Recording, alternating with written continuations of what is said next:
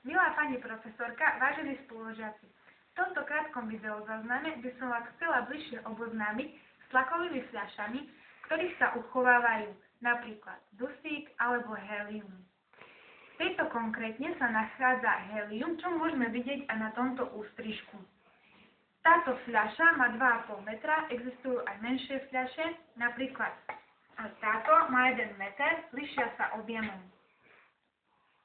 Táto fľaša má na uzávere otvor, cez ktorý by uniklo helium, ak by sa tento uzáver uvoľnil. Helium sa využíva najmä na plnenie balónov. Predtým sa používal vodík, ale keďže je vodík výbušný, prešlo sa na helium.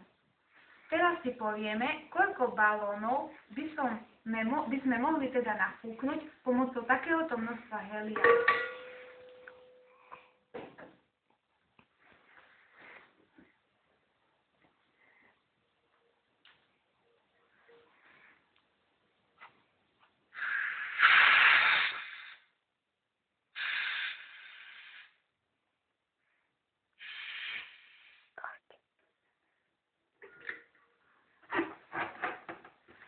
Pomocou tejto fľaše, ktorá obsahuje 200 atmosfér helia, by sme nafúkli 550 až 630 takýchto balónov.